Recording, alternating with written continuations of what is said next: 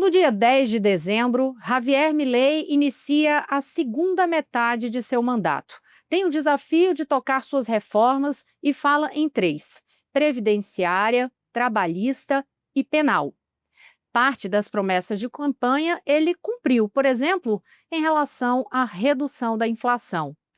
Mas a economia da Argentina hoje já está numa situação que pode ser considerada sustentável? É uma das abordagens que a gente vai fazer neste programa de hoje. Eu sou Rosiane Kennedy e a partir de agora você acompanha mais um episódio do Dois Pontos.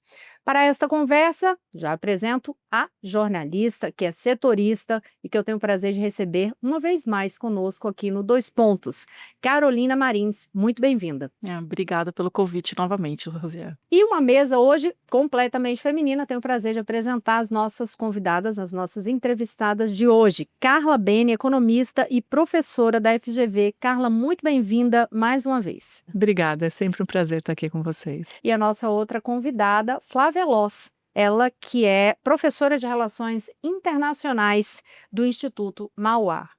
Muito bem-vinda. Muito obrigada pelo convite. É um prazer estar aqui nessa mesa feminina para falar de política internacional. Vamos lá, sobre essa situação hoje na Argentina. Muito se fala, Milei conseguiu agora preparar essa segunda fase do mandato, né, essa segunda metade do mandato dele, com uma base dentro do Congresso bem mais confortável, bem mais amigável.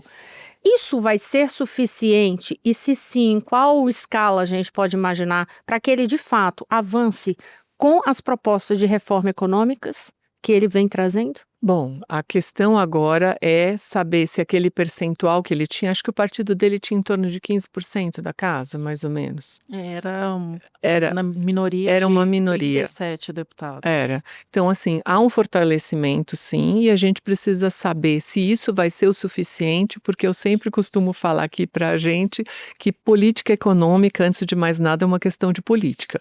Então, para poder implementar qualquer reforma econômica ou dar andamento naquilo que já começou, a gente precisa ver o fortalecimento dele justamente na base do Congresso. Interessante, eu até agradeço que você diga isso, Carla, porque a economia tem uma questão política que vai nortear justamente o que vai acontecer daqui para frente. Não dá para a gente isolar os fatores, né? Como se ela acontecesse no vácuo.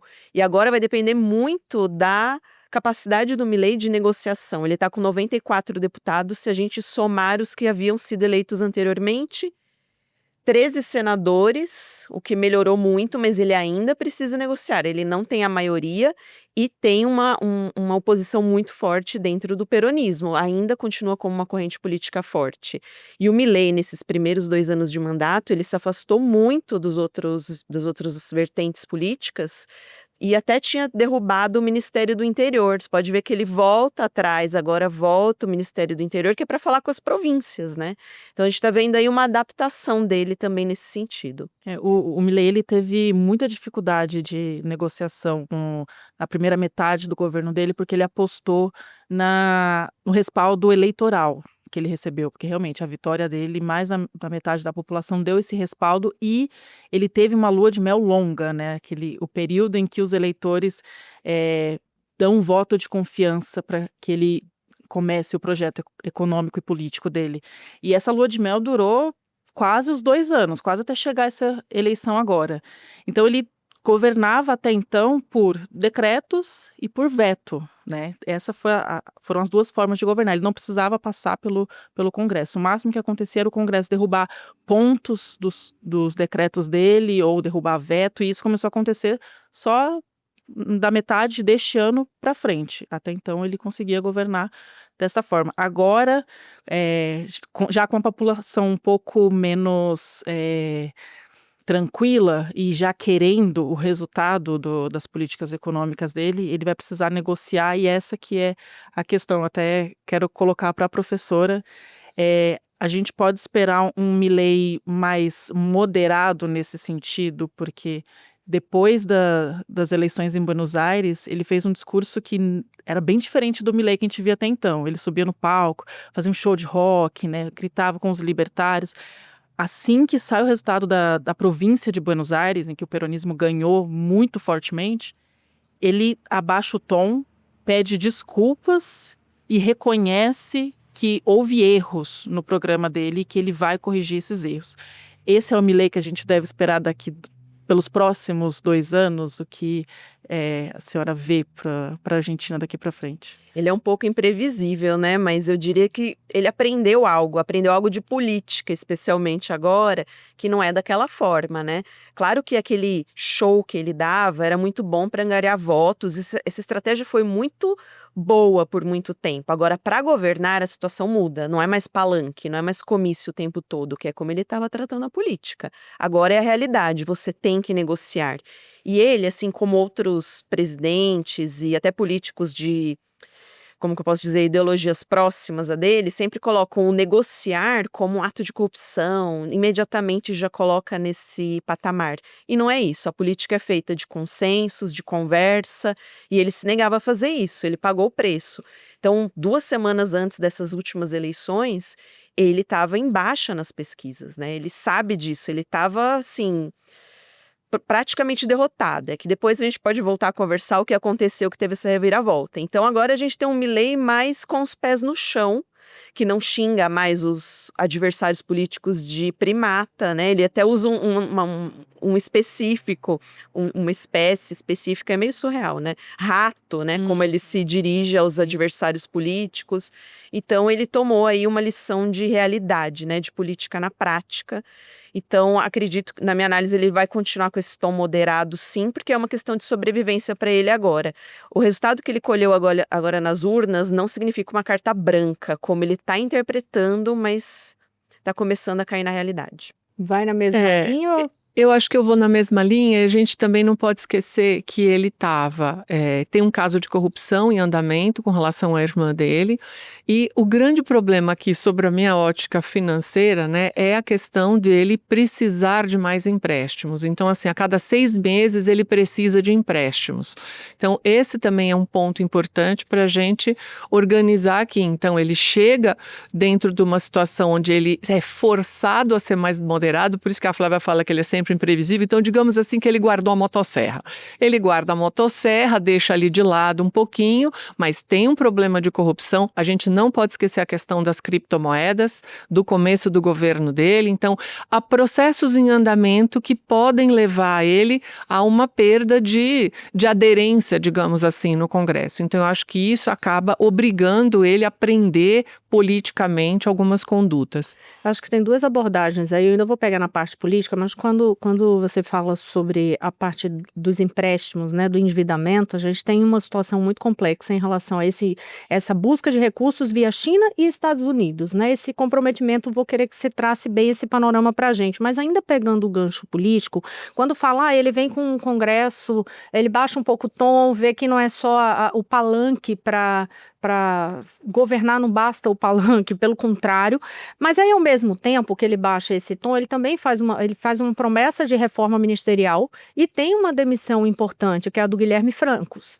né? Então, que era a pessoa que fazia essa ponte, e que aí agora quem vai fazer essa ponte? Porque com dificuldade, mesmo com a dificuldade que ele teve com o Congresso ao longo do ano para aprovar tinha um nome ali que era um interlocutor. O que esperar dessa nova equipe de Milei? Será que ela vai refletir de fato o que é esse tom mais moderado do presidente? Não acho que ele está colocando as peças mais moderadas para dar continuidade a essas negociações.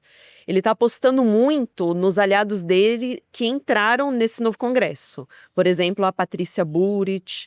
Ele está muito confiante nisso, só que tem questões internas dentro do partido dele, que é o Liberdade Avança. A gente não sabe se essa nova base que ele tem vai se dar bem a ponto de apoiá-lo da forma que ele acredita, né? A gente não pode esquecer isso. Um outro fator importante também é que ele ainda depende, um pouco menos do que antes das eleições, mas ainda da base do Maurício Macri. Ele está um pouco mais independente, mas ele ainda depende do PRO, né, do partido do Macri, que era a base, né, quem mais apoiava aí o seu governo. Então, é a ver aí nos próximos dias quem ele vai firmar nesses cargos de interlocução, mas tem uma outra questão também que eu gostaria de colocar, que ele coloca muito a irmã dele como uma possível interlocutora, e também não sei se esse seria o melhor panorama para ele, porque ela acabou de ser acusada do escândalo de corrupção, um deles, né, que a Carla mencionou. Então, esse papel também fica mais difícil para ela. E que é uma pessoa que ele, inclusive, desde o começo, a gente sabe toda a importância, não só na vida, ao longo da trajetória do Milei, né, a vida mesmo, né, familiar, mas quando ele vai para a campanha, que ela é posta, de fato, como uma grande responsável por ele ter entrado nesse caminho da política, e depois ele trata ela sempre como o chefe, inclusive. Ela não fala nem a chefe, ele trata no masculino, assim, é muito significativa essa presença dele e a relação, né, deles, mas enfim, Carla. Só um comentário interessante, porque a primeira medida dele foi oficializar o nepotismo. Né? Essa foi, né? Você tem todo um discurso libertário e a primeira coisa que você faz é oficializar o nepotismo. Primeiro se dá uma manobra para poder criar um cargo para colocar a irmã. Então você veja que interessante como é que funciona a diferença entre o discurso e depois a prática. Antes da gente entrar, vou passar aqui para Carol, mas eu queria te ouvir também sobre essa questão dessa relação com o Congresso, principalmente porque ele traz de novo a questão das reformas, né? Essas reformas postas, principalmente a reforma trabalhista, que ele traz muito como sendo a bandeira principal. Em termos de economia, considerando esse novo Congresso aí, essa é realmente a principal reforma para ele, até para poder manter esse apoio da população? Então, o apoio da população vai ser difícil, porque ele quer ampliar a carga de trabalho. Então, assim, ele está indo no oposto do processo. Então, assim, a ideia de você ter um discurso que você fale para os empresários, digamos assim, porque a parte empresarial quer ouvir que você vai trabalhar mais por menos, e o trabalhador na outra ponta quer ouvir que vai trabalhar menos por mais. Então, essa é uma disputa aqui importante. A parte do apoio dele, a gente precisa sempre lembrar que hoje a gente tem cada vez mais duas Argentinas. Nós temos uma Argentina que tem dificuldade para fazer a compra no mês, que está pagando com parcelamento a compra de remédios, e por um outro lado, uma Argentina que está comprando automóveis novos, importados, que está viajando, que está precisando fazer reserva em restaurantes caros em Buenos Aires. Então, essas duas Argentinas, elas também vão se refletir na hora do voto e na decisão política. Eu acho que a Flávia pode trabalhar isso bem, a Carolina, com relação a isso. Mas essas duas Argentinas, elas estão... O voto está sendo disputado ali nesses dois grandes grupos, grosso modo falando. Sim, até uma argentina, inclusive, que vem viajar para o Brasil, né? Porque o turismo de brasileiros na Argentina reduziu, caiu drasticamente e mais argentinos têm vindo para cá. Mas é essa Argentina classe média alta, porque a Argentina classe média, classe baixa, o salário não é suficiente para chegar ao fim do mês. Inclusive, se você faz o cálculo em comparação com o valor da cesta básica, o salário não alcança o valor da cesta básica. Então, o que tem acontecido é esse aumento da brecha, né, entre uma classe e outra, está ficando mais desigual. E eu só queria voltar um pouquinho no ponto do Congresso. Acho que é importante não tratar o bloco libertário como um bloco só, né? Uma ideologia libertária. Até porque dentro dele tem um racha bem claro entre quem é de fato libertário e quem é conservador. Então, quem quer até um retorno de militares, e você vê isso muito claramente na figura da vice-presidente, que é a Victoria Villarruel. Ela e o Milei, eles brigaram na primeira metade, foi esse ano, no começo desse ano, eles brigaram justamente por causa dessa disputa ideológica que existe dentro dos libertários. Então, existe a direita dentro do La Libertad Avança, ela não é um monolito. E essa é a dúvida se será suficiente para ele conseguir avançar com as reformas dele, que além de trabalhista, ele também tem uma reforma de previdência, porque assim como todos os países do mundo, a pirâmide etária está se invertendo, só que na Argentina tem umas distorções com valor de bônus que se paga, pessoas que não necessariamente aportam todo o período de trabalho e recebem. Então, existe uma correção a ser feita. Existe também uma reforma penal que ele quer fazer. São muitas reformas ainda que ele prometeu. E é importante ressaltar isso, que não necessariamente por aumentar os libertários no Congresso, e por ele também já brigou com o Maurício Macri, né? Então, Agora eles estão numa relação um pouco de camaradas ali, mas no começo o Maurício ele era o fiel da balança dele, era quem garantia a governabilidade do Milei, e depois ele desapareceu, e agora ele voltou. Então, o que eu coloco como dúvida de o que fazer, né, que o Milei vai fazer. Deixa eu trazer aqui, pedir para trazer um panorama, né? Aproveitar esse e ressaltando, a Carolina esteve um tempo enorme agora acompanhando todas as eleições, tá, gente? Então ela traz todo esse panorama com um olhar que vai muito além das planilhas, dos números. A gente estava conversando sobre isso aqui nos bastidores, porque essa percepção da vida real do argentino, né? Ela ficou. Quanto tempo você ficou lá direto? Porque você vai e volta o Eu tempo vou e inteiro, volto o tempo. tempo Mas eu já inteiro. fui 5 vezes. Nesse Mas período que o agora, Milei nesse está lá, eu período, fui você entre 4 e 5 vezes. E aí traz essa realidade, né? Esse dia a dia. Então, isso é sempre bom, porque a Carolina sempre, com certeza, vai complementar esses números, trazendo esse olhar. E é interessante trazer isso para a gente mesmo, de o que é que a população fala, né? Porque é muito diferente, gente. Planilha é ótimo para a gente ver número, mas a planilha não necessariamente a gente vê gente, Isso. né? E aí? Mas vamos para a planilha. Pensando na planilha e o que o Milei se comprometeu de início de governo, qual é o quadro que ele chega nesse término da primeira metade, né? Em termos de redução de inflação, aumento de PIB, enfim, as projeções do país e de que forma, de fato, isso chega para a população. Então, ajuda a gente a traçar esse panorama. Eu vou traçar isso, vou puxar aquela questão das duas Argentinas só para pegar teu ponto e para ficar até fácil, palatável para quem, né, nos escuta e nos vê. Eu costumo dizer que a economia, ela é o almoço de domingo nas famílias. Então, o que as famílias conversam aos domingos na hora do almoço?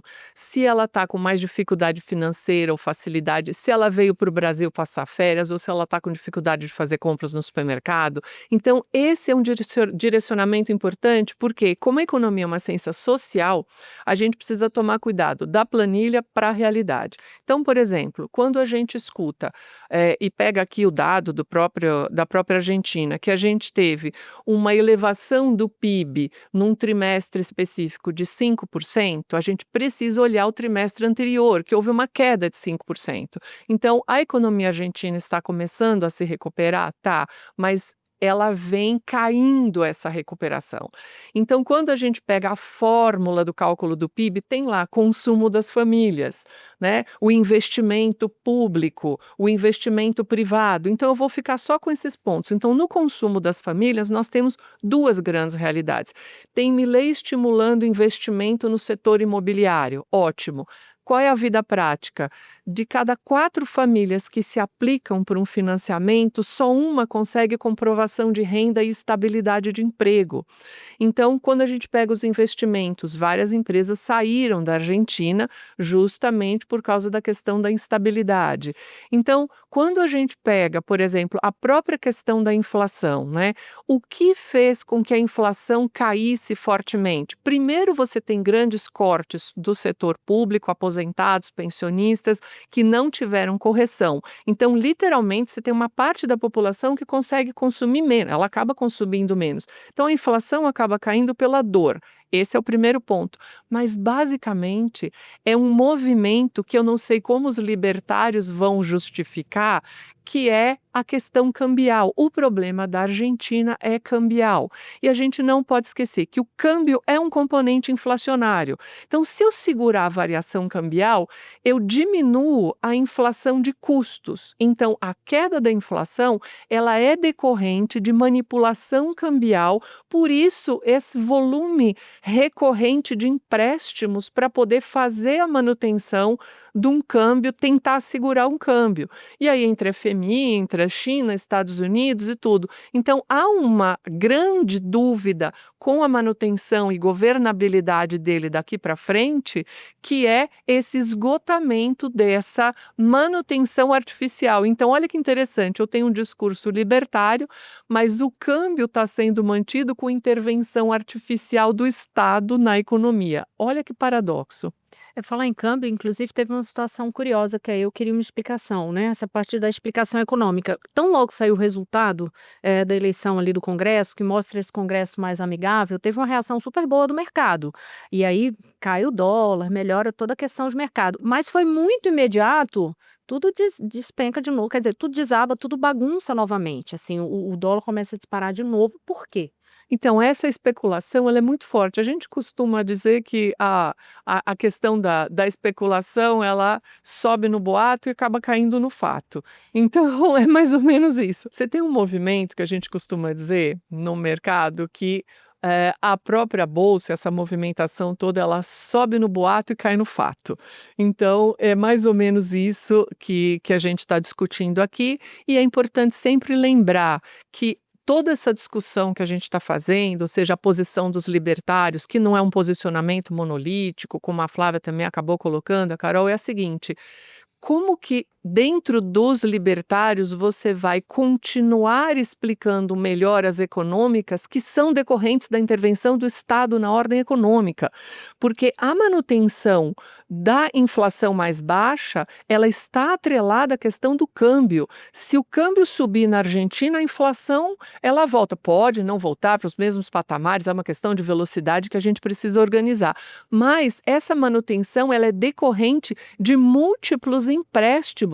Hoje, se nós pegarmos a posição da Argentina em relação ao FMI, ela está descolada dos outros países, é o país mais endividado junto com o FMI. Então, você tem medidas de curtíssimo prazo, mas é como se fosse você está montando uma bomba relógio aí, né? E esse timing tem a ver com a política. A população tem essa percepção? Consegue alcançar isso, Carolina? O Milei ele conseguiu reduzir a inflação de uma média de 10% mensal, e isso realmente é um sucesso do programa econômico dele, para 3% mensal. Só que quando você fala em inflação, você entende que isso é preço, né? É o poder de compra. Mas quando você conversa com os argentinos, isso de qualquer classe social, você vai do professor universitário ao motorista de táxi e aos aposentados principalmente, eles falam que não conseguem chegar ao fim do mês, a renda não é suficiente, tem que escolher, começar a eleger o que vai comprar, né? Qual marca vai comprar. Por que isso acontece? Esse é um descolamento interessantíssimo que a gente tem. Peguei um dado aqui para ficar mais fácil para a gente entender. Isso já começou no ano passado. Então, no ano passado, a inflação geral na Argentina ficou em 117,8%. Mas a inflação das contas básicas, luz, água, gás e alimentação no domicílio, que vem o supermercado, remédios e tudo, ficou em 248%. Então, esse assunto hoje é o tema que eu estou julgando politicamente o mais importante. Nas pesquisas e no mundo inteiro, há uma percepção interessantíssima que se a inflação sobe de alimentos principalmente, a culpa, entre aspas, é do presidente do momento. E isso é reflexo em qualquer lugar. No Brasil saiu uma recente agora que 52% da população acaba atribuindo ao presidente do momento o preço dos alimentos. Então, políticas que façam a redução com várias outras possibilidades para a inflação dos alimentos é uma coisa importantíssima. Então, hoje sim, quando você pega o gráfico da inflação na Argentina, você tem a média, mas você tem grupos muito acima da média, que é exatamente essa percepção do almoço do domingo. E aí isso é uma coisa ruim, porque você passa a desacreditar o índice. Então, grande parte da população, quando vê o índice geral, porque não trabalha com a metodologia, não tem ideia de como que ele é calculado, imediatamente rechaça o índice e diz: isso é mentira, isso não funciona, isso não tem nada a ver com a minha realidade. E é justamente esse descolamento. Então, sim, a classe média para baixo está com muito mais dificuldade de fazer o fechamento do mês.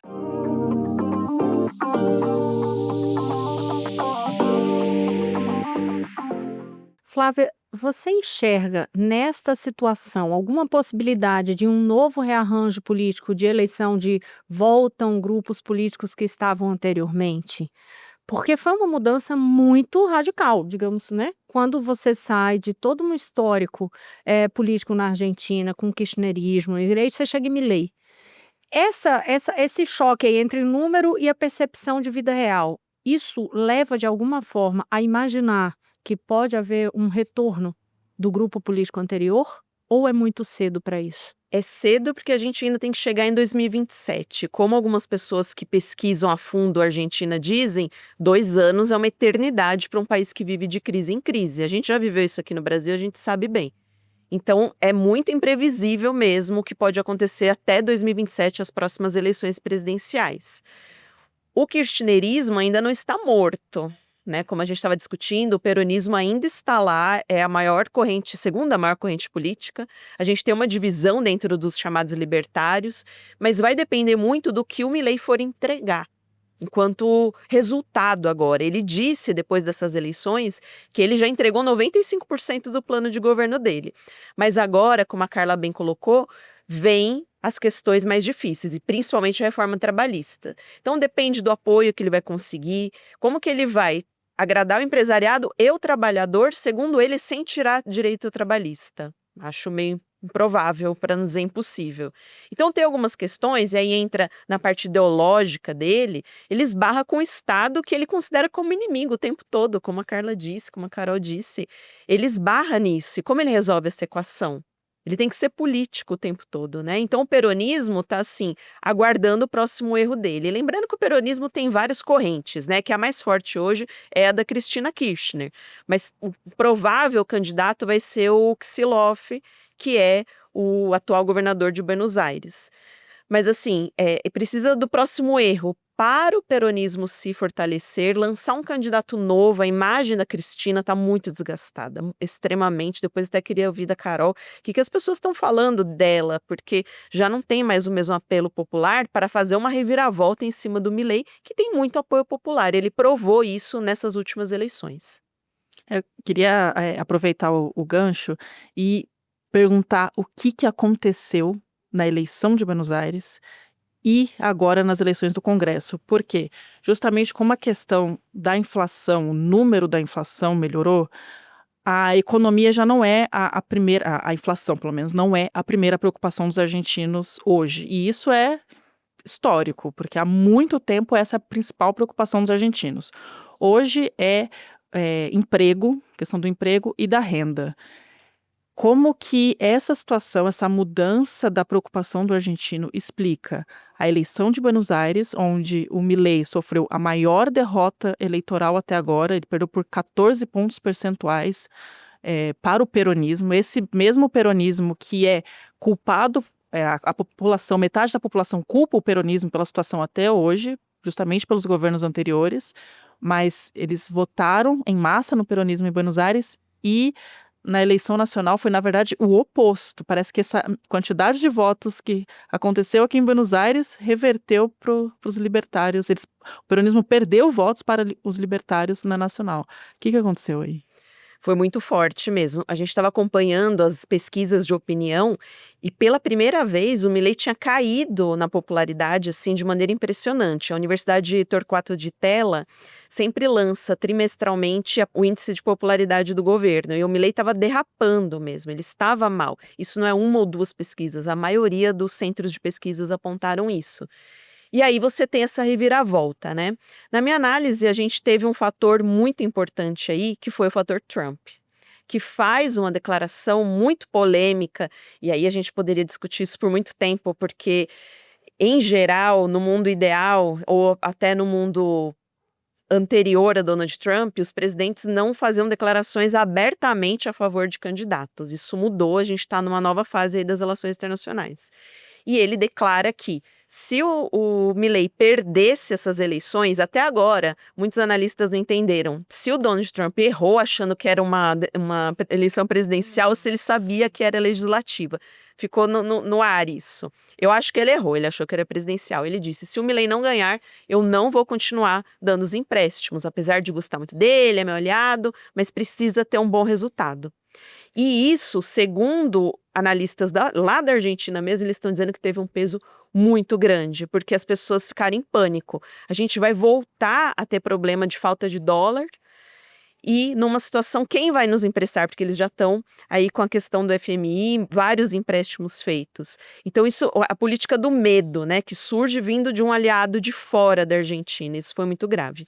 E o peronismo, aí na corrente da Cristina Kirchner, ele é acusado, né, pela população de ter deixado a Argentina nessa situação tão difícil economicamente, principalmente o governo de Alberto Fernandes, e tem um medo de que eles voltem, né? E como isso atrapalharia esse plano de retorno da Argentina a uma situação de estabilidade minimamente normal. Então, metade da população é avesso a Cristina Kirchner hoje. É um pouco a polarização que a gente tem aqui no Brasil, lá também começou até antes, é muito forte. Então, vamos fazer de tudo para que não tenha kirchneristas no Congresso. Então, eu acho que a conjunção desses dois fatores fez essa reviravolta, que é importante dizer, nem a Karina Milei, nem o Javier Milei esperavam. Não foi à toa que teve choro, eles gritaram. O Milei foi até Nova York fazer uma cerimônia religiosa para agradecer a vitória, porque o negócio foi inesperado de fato. Sim. Antes de passar para Carla, eu vou aproveitar uma pergunta que a Flávia tinha feito quando a gente fez a abordagem anterior, né, do kirchnerismo ainda, sabe, alguma possibilidade de retorno, enfim, desse grupo ou não. E aí a pergunta que ela te fez para essa tua vivência lá em Buenos Aires, o que é que a população fala? Então, sobre Cristina Kirchner e o peronismo, né? Existe essa ruptura entre quem tem muito medo do retorno e busca pelo menos uma estabilidade econômica, e a prisão da Cristina Kirchner foi também um divisor de água até dentro do peronismo. Quando aconteceu, eu conversei com analistas argentinos e eu perguntei se aconteceria um efeito Lula no que estava passando com a Cristina. E me responderam que já está acontecendo. A prisão da Cristina, a condenação da Cristina e o peronismo tem a resposta de que é uma perseguição política a ela, uniu a militância peronista em torno dela. Então, o peronismo estava fragmentado. Isso também explica por que o Milei conseguiu, na primeira metade do governo, avançar com decretos e vetos sem quase oposição nenhuma, porque o peronismo estava realmente dividiu em muitos braços e o kirchnerismo já não era uma força tão forte dentro. Só que a condenação dela uniu, ela até estava rompida com o Axel Kicillof. A própria eleição de Buenos Aires foi um ponto de cisão entre eles. Eles não queriam, o Axel queria dividir da nacional, porque é isso, a eleição de Buenos Aires sempre aconteceu junto com as nacionais. Ele quis separar e a Cristina falou, é um erro, vai servir de termômetro pro Milei.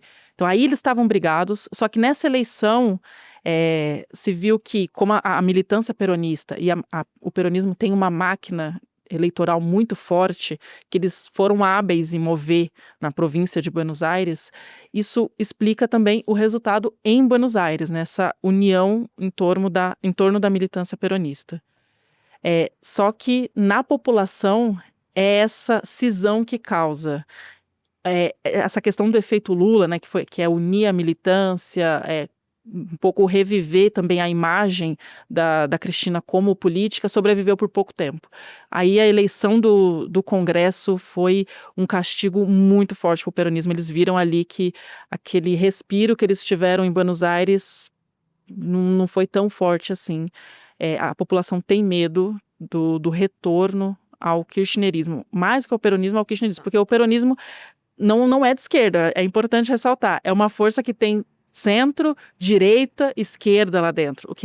Dentro do peronismo, hoje, o kirchnerismo é o que causa maior receio na população, mas em parte da população. Tem uma outra parte que também é muito saudosista, reconhece a parte social que Néstor Kirchner levou para a Argentina durante a sua presidência, então aumento dos benefícios sociais, aumento da classe média na Argentina, tem essa população.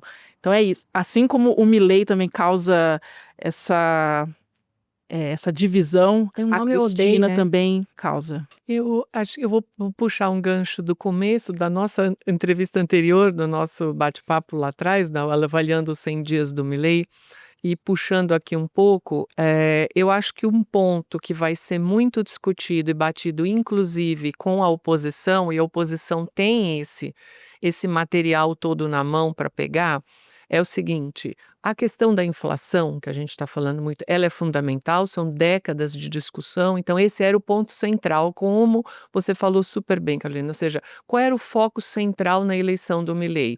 Olha, eu vou diminuir o processo inflacionário. No entanto, que na discussão era o quê? Eu vou fechar o Banco Central, estão lembrados? Eu vou dolarizar a economia, porque as frases eram muito simplistas. O problema aqui é a inflação. A gente já compra tudo em dólar, então se o problema é a inflação, o problema é o Banco Central, eu fecho o Banco Central e dolarizo a economia. Não aconteceu nada disso e a manutenção do câmbio está sendo feita de forma artificial. Só que tem um outro ponto importante. Os países subdesenvolvidos, no nosso caso, a Argentina também, a gente tem sempre uma preocupação com a inflação, questões históricas e tudo. Mas eu colocaria um ponto na mesa. E pode haver algo mais importante, ou seja, pior do que a inflação? Pode, o desemprego. Esse eu acho que é o ponto central e acho que a oposição tem um volume de dados muito sério na mão para justamente poder fazer essa questão desse retorno. O gráfico aqui, os dados são muito interessantes, porque você saiu de 6,4 para 7,9 o desemprego na Argentina já no começo do primeiro trimestre de 2025. Então, o desemprego está aumentando. Esse é um grande problema, porque eu sempre digo isso. O que pode ser pior para uma família do que a inflação? É perder o emprego.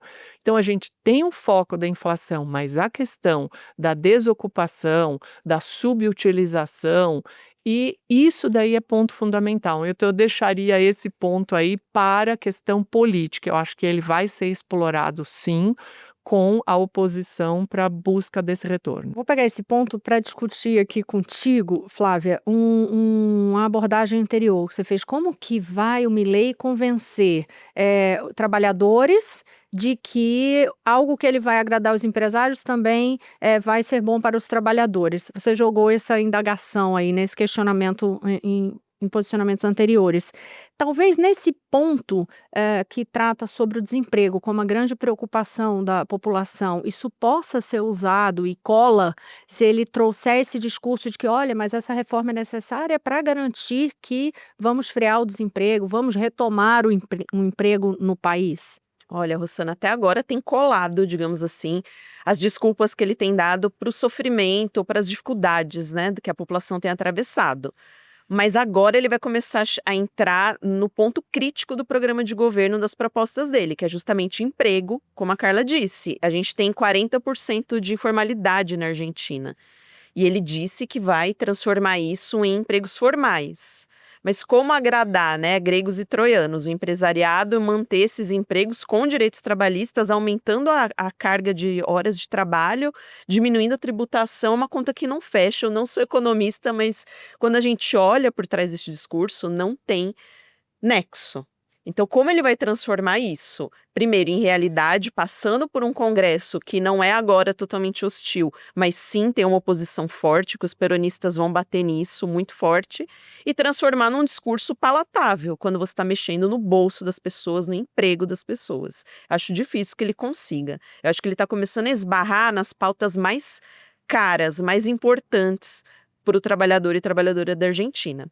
Agora, voltando num ponto que vocês colocaram, essa incompetência da oposição de transformar esses erros básicos num discurso palatável aí para ir para cima do Milei. Eu sinto uma dificuldade muito grande. A Cristina tem barrado a ascensão de novas lideranças, né? Essa é uma questão importante para a gente colocar. O próprio Kicillof tem sido vítima disso.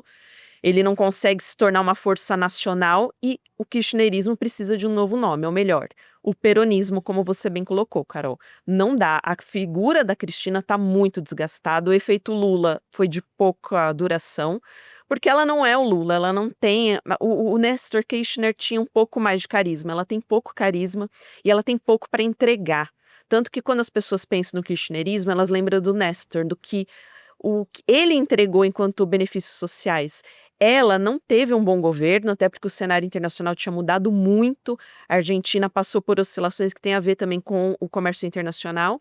E, além disso, ela passa por alguns escândalos de corrupção e não consegue manter aí a sua figura como uma unificadora do peronismo. Ou ela passa esse bastão adiante para alguém mais jovem, que converse mais com a população, ou ela perde de novo. O Milei fala muito com os jovens.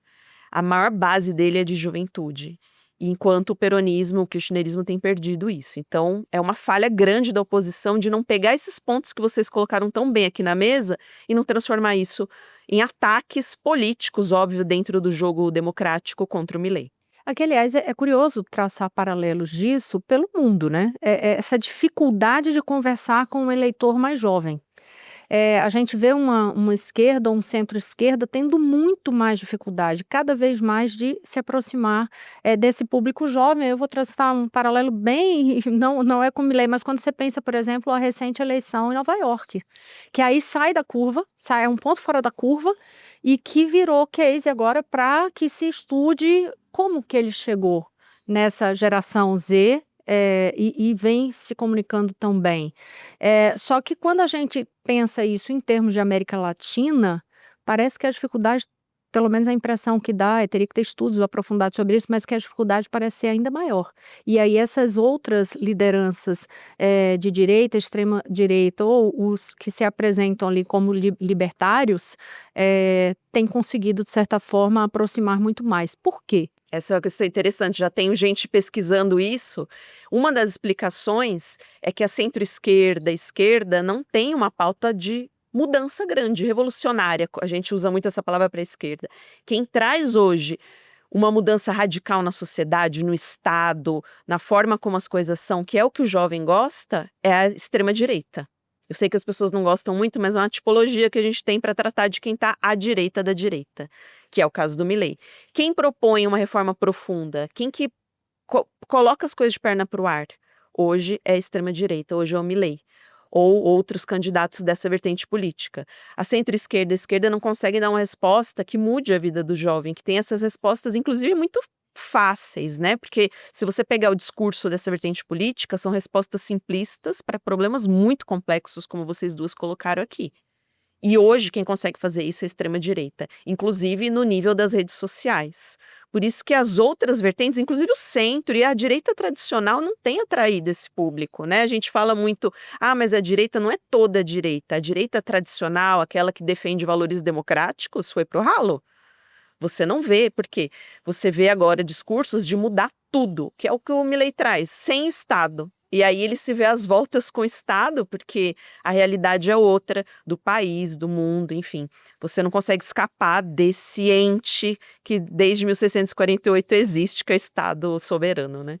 Não, até para comparar também, isso está acontecendo também na eleição agora do Chile. O Chile vai passar esse domingo agora por eleição presidencial e é um presidente de turno de esquerda, que é jovem, né? Ele veio da esquerda jovem, conversou com a juventude, só que hoje ele tem uma popularidade baixíssima, e quem está apresentando a proposta de mudança é a extrema-direita, por mais que venha de um candidato old school da política, que é Antônio Cast. Então, e surge na política chilena Milei, um libertário também. Então, parece que o libertarianismo, era até uma pergunta que eu queria trazer, se o libertarianismo e o mileísmo na Argentina já é um movimento político, assim como o peronismo se tornou, não tão forte, não tão grande, mas pode-se falar que é uma força política ou ainda é muito cedo?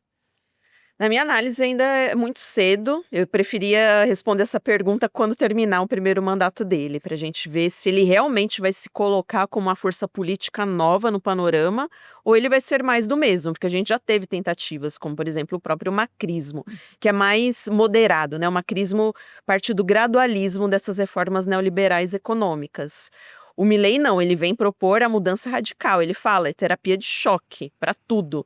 Então é por isso que ele atrai tanto jovem insatisfeito, um novo cenário de redes sociais, de internet, que parte do mundo político, a esquerda e a direita, não entendeu como funciona, podcast, redes sociais, está todo mundo perdido, né? Então acho que é cedo para falar num mileísmo. Agora, em libertarianismo, sim. Até porque é uma corrente mais antiga e que estava sempre nas franjas do espectro político argentino, mas que ganha força. A diferença é a radicalidade disso, né? O radicalismo dessa corrente. A gente sempre teve o neoliberalismo desde a ditadura militar, na década de 70, gradualmente mudando o Estado, fazendo reformas econômicas e uma pauta conservadora aí no ambiente moral, tudo bem, mas agora isso vai para uma escala muito maior com o Milei. E você tem, sim, grupos de jovens, tem muito podcasters, youtubers agora falando sobre libertarianismo. De novo, que é uma corrente aí ideológica que sai, né, ele parte do neoliberalismo, mas que é muito mais radical, muito mais centrada no indivíduo e que coloca o Estado como inimigo de uma sociedade harmônica. Então, o problema maior é o Estado. Agora, quando vai para a prática, de novo, a gente volta para essa debate, né? Então, o que você faz sem o Estado, sem o mínimo aí de ordenamento social dentro de uma sociedade? Quero fazer a pergunta para as duas, até para saber se isso se sustenta, de que forma isso vai se sustentar na economia. O libertarianismo veio para ficar como corrente política? Faço para as duas, mas começo contigo. Acredito que sim, porque tem agradado muito ao público jovem. O libertarianismo tem um discurso, eu não vou dizer que ele é jovem, porque já existe há bastante tempo, principalmente parte da economia. É uma corrente política, mas que ela é toda baseada na economia, aliás. Depois eu quero ouvir a Carla a respeito também, porque a gente que estuda política, quando a gente pega o neoliberalismo e depois essa dissidência do libertarianismo, não tem uma proposta política, não tem uma proposta de reforma do Estado. Tem um monte de propostas puramente econômicas. Até foi uma pergunta que eu recebi outro dia. Qual que é o plano, então, além da economia, do libertarianismo? Não tem. O plano é que cada um vai cuidar de si mesmo e vai levar esse egoísmo a um extremo tão grande. O egoísmo aqui não é visto como algo ruim, mas que vai levar a uma cooperação, uma colaboração de toda a sociedade. Essa é a visão dessa ideologia que eu vou chamar de econômica, mas que esbarra na política, né? E tem agradado muito aos jovens, tem crescido em todos os países. Hoje a gente tem, através da internet, vários grupos, várias correntes que trocam informações a respeito disso. Nasce nos Estados Unidos especialmente, mas hoje a gente já tem congresso disso, né? A gente pode falar do CEPAC aqui, que eu sempre trago, que às vezes foge um pouco do radar do jornalista, né? Vocês sempre trazem, mas o CEPAC é um grande congresso da extrema-direita e que tem dentro dele o libertarianismo, né? Então, a ideia agora dos jovens é votar nessas correntes e colocar em prática esse tipo de programa. Agora, como é a grande questão? E não só para essa ideologia, para qualquer ideologia, né? Ideologia é um conjunto de ideias. Quando ele vai para a prática real da política, nem sempre sai como combinado. A história humana prova isso. Então, acho que tem esse experimento, eu vou chamar assim, do Milei, a gente vai ver qual que vai ser o resultado disso, então, para a Argentina. Olha, esse tema ele é interessantíssimo, porque ele vai esbarrar, inclusive, no anarcocapitalismo, em todas essas discussões. E aqui a gente entra, é mais ou menos, primeiro, é um ponto, uma conversa muito sedutora para o jovem, porque é mais ou menos assim, olha, o Estado não funciona, então a gente elimina o Estado. Então ela tem essa sedução nesse primeiro momento. Sob a ótica econômica, é quase uma conversa de jardim de infância, porque a base da construção do capitalismo é o Estado. Não existe capitalismo sem Estado. O Estado tem o monopólio da emissão da moeda, ele tem o monopólio da força e tem a prerrogativa dos impostos. Então, não há capitalismo sem Estado. É ele que mantém os contratos, as regras e, inclusive, o monopólio da moeda. Então, a ideia é mais ou menos, sabe aquele adolescente que ele quer viver, mas alguém está sustentando ele em algum lugar? Então, ele quer ser livre, mas alguém sustenta ele de algum lugar. Mais ou menos próximo a essa relação. Porque para você imaginar que você vai eliminar o Estado seria uma coisa interessante. Aí entram algumas soluções fáceis do gênero. O problema da moeda, então a gente elimina, nós vamos trabalhar só com cripto. Ótimo, então nós vamos ser... Então repare que esse movimento, ele caminha, no final ele te vende algo. Ele vende o quê? Ele vende que você então coloque seu patrimônio numa cripto ou agora recentemente, compre ouro, porque não dá para confiar em nada. Então volta a comprar ouro, aí tem a bolha do ouro. Só que assim, para qualquer construção mínima, um contrato de um aluguel, uma casa, um casamento, uma relação patrimonial, herança, tudo você precisa do quê? Do Estado. Se entrarem na sua casa e você for assaltado, qual é o primeiro local que você liga? Para a estrutura do Estado, você vai ter que ligar para a polícia. Então, você imagine a ideia, quase é infantil, por isso que eu uso esse termo assim, meio que de jardim de infância, só que ele é sedutor. Então, é uma outra corrente populista nesse sentido, que tem algo para te vender, mas eu vou puxar um gancho lá da Margaret Thatcher, que é por isso que foi uma dissidência do neoliberalismo, que é a ideia de que não existe ideia de sociedade, essa ideia ela é dela, só existe o indivíduo. Então, quando você puxa a Margaret Thatcher, tirei ela da tumba, coloquei ela aqui agora. Então, a ideia é essa, ou seja, você não há sociedade, o que há é só o indivíduo. E quando a gente desmonta essa construção, ou melhor, estica ela e chega, eu vou chegar hoje na seguinte situação, onde o sucesso ou fracasso da pessoa só depende dela, como se não existisse todo um arcabouço, toda uma estrutura do Estado que pode facilitar para alguns e dificultar para outros. Então, eu acho que esse é o grande tema, ele continua e ele é muito sedutor, mas sob a ótica econômica, eu vou precisar do quê para gerar emprego, investimento, porque o investimento de hoje é o emprego de amanhã. Quem faz o investimento é o Estado. Eu queria perguntar, então, onde que entra a ideologia na questão do libertarianismo? Porque o Milei é um libertário, só que hoje os maiores aliados dele são Donald Trump, Jair Bolsonaro, né, os Bolsonaros, a família Bolsonaro aqui no Brasil, que tem uma ideologia conservadora. Como que o Milei explica ele ser um dos principais palestrantes da CEPAC, que é a conferência conservadora? Onde que está a ideologia do Milei? Como que ele entra nesses quesitos de pauta de gênero, pauta de aborto, essas questões? Como que ele explica? Ele vai ser avesso a tudo que é a esquerda. E aí ele coloca nesse balaio de esquerda tudo que a civilização construiu desde o final da Segunda Guerra Mundial para frente, né? Tanto a direita quanto a esquerda. Então, ele vai ser muito tradicional, conservador nos valores morais, então, questão do aborto, entre outras, apesar que ele ainda não mexeu nessas pautas, porque a economia está ainda como principal questão na sociedade argentina, ele vai com calma com isso, a gente não sabe se ele vai avançar nesse tipo de reforma também. E em termos ideológicos, toda a bandeira dele é extremamente ideológica, ainda que ele fale, né, que não, e que é como se fosse algo natural, uma força da natureza, né, e não algo que é pautado em ideias e que são compartilhadas aí por outros líderes mundiais e que acabam se apoiando nesse tipo de ideologia que vira estratégia depois para angariar votos, porque como bem vocês disseram, é muito palatável, é muito sedutor tudo isso, né? A figura de que eu venço através do meu esforço próprio, eu não preciso de nada estatal, né? O estatal fica automaticamente vinculado só à esquerda, como se não existisse fora dessa outra ideologia. Então ele é um libertário, ele se diz assim, e ele coloca todo o seu discurso político baseado nesses princípios. Então ele é o antissistema, contra tudo que está aí, inclusive contra a justiça, que traria a segurança jurídica, né, Carla, para os contratos, para atrair dinheiro, para atrair dólar. Sem isso você não atrai nada, ele se coloca contra. Anti-Estado, né, o Estado então é o grande inimigo, e o indivíduo no centro. E ele leva isso também para a sua política exterior, que é algo que a gente não tem muito tempo para falar, mas ele é contra as organizações internacionais, porque ele acredita que tem um grande complô das organizações internacionais para colocar pautas de esquerda dentro dos países. Isso é uma ideologia que está dentro desse espectro da extrema-direita, que é o globalismo, né? O Donald Trump é um grande propagador disso também.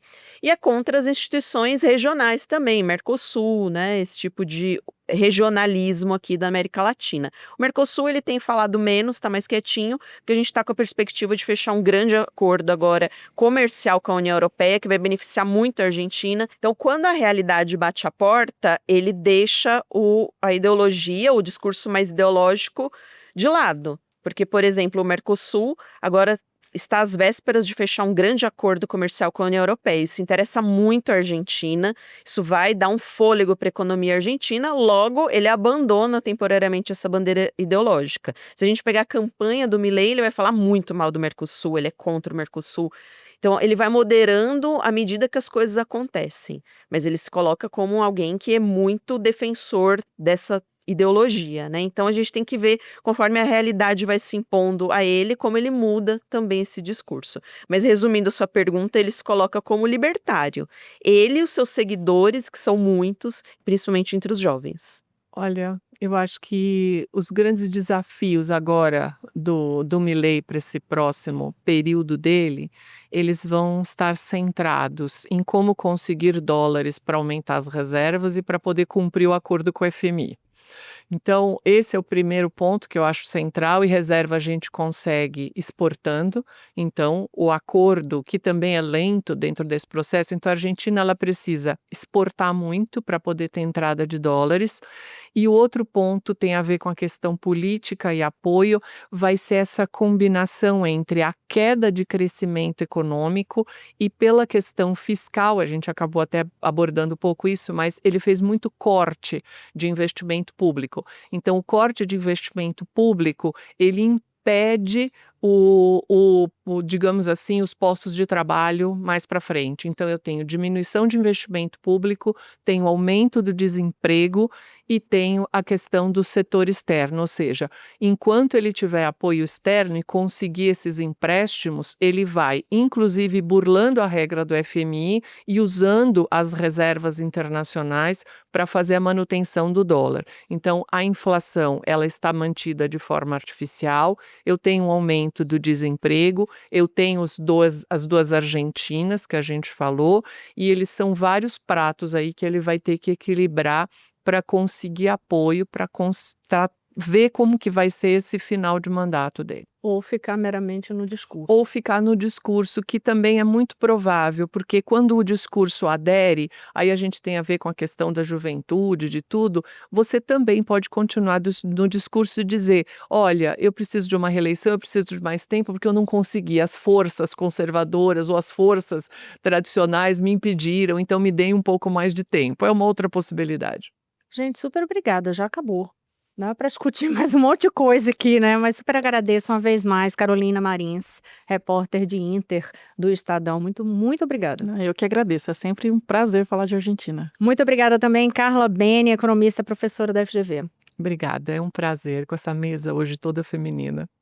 E, claro, também Flávia Loss, professora de Relações Internacionais do Instituto Mauá. Muito obrigada, bem-vinda aqui pela primeira vez, que seja a primeira de muitas. Muito obrigada, espero a próxima vez para a gente falar mais sobre a Argentina e o resto da América Latina também, que tem caldo, né? Tem pano para manga. Muito obrigada a você que nos acompanhou até aqui. Toda semana, 2 pontos. Na quarta-feira, sempre um episódio com um tema novo, com discussões profundas, né? Para a gente tratar dos fatos, não necessariamente com duas pessoas com pontos de vista antagônicos, podem ser complementares. O importante é tratar o assunto de forma que você possa também ter o próprio ponto de vista, embasando-se em todas essas ideias que são trazidas aqui. Gostou, curtiu? Dá seu like, aproveita, aponta a câmera do celular aí para o nosso QR Code e também já assina o Estadão com desconto. Até semana que vem.